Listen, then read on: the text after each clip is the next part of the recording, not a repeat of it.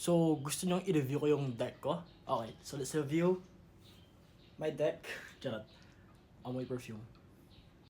Okay, so to be honest, ang baho ng pangalan ng perfume na to. Yung mga pangalan pala ng mga fragrances nila. But, if nasyakadoban man ako, kasalanan nyo to guys. Or amoy perfume. Kasalanan nyo both. Kasi nirequest nyo, pero let's do it. So, start natin yung video agad kay Kifi. I might pronounce it wrong, I'm so sorry. Pero, testing agad natin to. Isang spray lang para mabilis agad mag-dry down. Baka kasi may magsabi na naman na inaamoy agad. Okay. Medyo matapang yung alcoholic scent niya sa una. Pero habang tumatagal, medyo doon lumalabas yung pagiging fruity scent niya. Yung fruity scent niya is leaning towards the feminine side. It's more of a strawberry. So yeah. So far, it's a good fragrance. Medyo may pagka-alcoholic scent na siya sa una, pero upon dry down, mawawala na. Hindi ko alam kung anong inspired to, pero this one is more on feminine, so wala talaga akong idea. But yeah, this one smells like strawberry. It's a good fragrance, but I don't see myself wearing this one. Maybe good siya sa mga babae, pero para sa akin, I'm not a fan. So, next na agad natin si Puday. So, let's test it. Yes, I pronounce it as Puday. Alam niyo kung bakit. Nananapak pre. Okay. Ang bango ng Puday. Ba't ko sinabi yan? But yeah, this one smells very floral. Sweet, floral, citrusy scent. Medyo powdery siya. It's too powdery for me. But this one smells nice. You know what? I kinda like it. Ang bango nito, promise. Like, sobrang floral na sweet. I think it's vanilla with a hint of citrusiness. Tapos medyo powdery siya. Para siyang sweet lipstick, kumbaga. Yeah, ang bango nito sobra.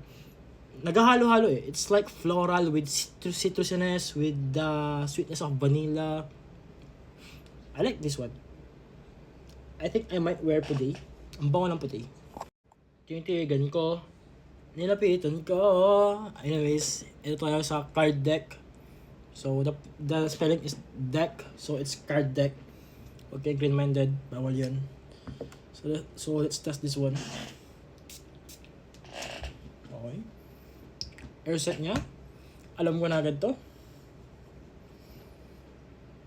Yeah, Bulgari Aqua. Aquatic, citrusy. Naninipa yung orange scent niya. Yung orange scent niya, hindi yung parang laman ng orange, okay? Yung balat ng orange, pagkabukas, ganoon yung scent niya. Naninipa with the aquatic scent. And also the woodiness. Dito rin. Pero yun nga, naninipa masyado yung opening ng orange niya dito. Pero magandang blend niya with the aquatic scent. So far, this would be a good everyday or school fragrance if you're looking for a alternative for Bulgari Aqua. This one is good one. Everyday summer fragrance deck is good. Last but not the least, dito tayo kay I don't wanna say the name. Basta yun. Basta ito, let's go to here. Okay. Okay. Hindi ko na kailangan mag-comment. Oh my God. This smells like Eros. Pero hindi yung Eros na OG. Kundi yung mga Eros na inspired. Ganun yung amoy niya. So, I assume it's an Eros inspired.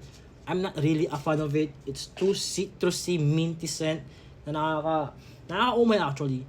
If Eros inspired siya, if they're claiming that it is an Eros inspired, I would hate it. Pero since hindi naman siya Eros inspired, pero basta, hindi ko ma-explain. Since kaamoy talaga niya yung mga Eros inspired daw, I hate it. Pero since ibang name niya, I don't know.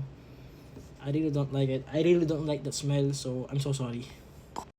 So, yun lang. 4 lang naman na order ko. Final comment siguro, Ratbo, pinaka di ko gusto. Deck, good for summer everyday fragrance. Puday, this might be my favorite. I might wear this. It's leaning towards feminine, pero I would wear it.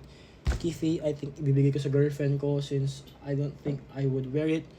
And yun na nga. So, kaya natagalan yung video ko na to since tinanay ko silang gamitin pero sa bahay lang. And so far, ang performance niya, let's say the projection longevity, pare-pareho sila. Okay? Unfortunately, pare-pareho silang tatlo except for Kifi. Okay? Yung Kifi, medyo nagtagal sa akin ng 5 to 6 hours. Impressive. Pero yung Ratbo, Deck, and then yung Puday is nagtagal sa akin ng 3 to 4 hours. So, hindi ko alam, maybe dahil mainit long time na yon. Pero pare-pareho lang naman yung conditions since hindi naman ako siya lumabas during the weekends. But yeah, all I can say, for its price, 299 pesos, okay na. Medyo mabaho lang yung pangalan pero it's the trademark, di ba? Kumbaga yun yung parang marketing strategy nila. So, I guess so far, it's good naman. Sadyang hindi lang talaga ako fan ng Ratbo. If you're looking for an Eros inspired, I'm not a fan of it.